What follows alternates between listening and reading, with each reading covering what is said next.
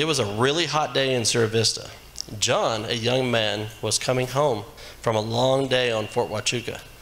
He was tired, thinking about the big presentation he had tomorrow. As he passed by Fry's, he saw a man slumped to the sidewalk. John hesitated. I don't have time for this, he thought. Someone else will help him. He turned on his radio, and as he drove past the man, I'll just call you. A few minutes later, Sarah, the CEO of the hospital, drove by. She was on an important call on her phone. She saw the man too, but told herself, I don't want to get involved. Besides, he might be dangerous. She continued her drive as she headed home from work. Finally, Chris, a local mechanic who lived out on Mosen, drove by as he was heading home from a long and tiring day. He wasn't wealthy and well known, but when he saw the man, his heart filled with compassion. Chris pulled into the gas station and walked over to the man. He asked, Hey, are you okay? You need help? The man, barely able to speak, whispered, I haven't eaten in days, and I am so thirsty. Without a second thought, Chris grabbed an apple and a bottle of water, left over from his lunch today.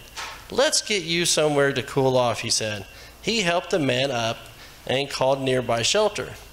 But instead of just leaving him there, Chris drove him to the shelter, stayed with him until they got him a meal and made sure he was settled for the night. Before leaving, Chris paid for the man's meals for the next few days. If he needs anything else, just give me a call, Chris told the shelter staff. Which person do you want to be? So Chris was the Good Samaritan in the story, and he is fulfilling the greatest commandment. Matthew tells us that love the Lord your God with all your heart, your soul, and with all your mind. This is the first and greatest commandment, and the second is love your neighbor as yourself. So think about that for a moment. What does loving your neighbor as yourself mean? I was reading this documentary the other day, and there was a lady that was in school, and she went to Harvard. She was in law school, and her husband came down with cancer, and she went and she did all of her law classes, and she went to all of his law classes and took notes, every single class. Can you imagine that? Like if your sister gets sick and you have to do all of her chores, or you have to do all of your friends' homework. So my task for this week is, oh, you do?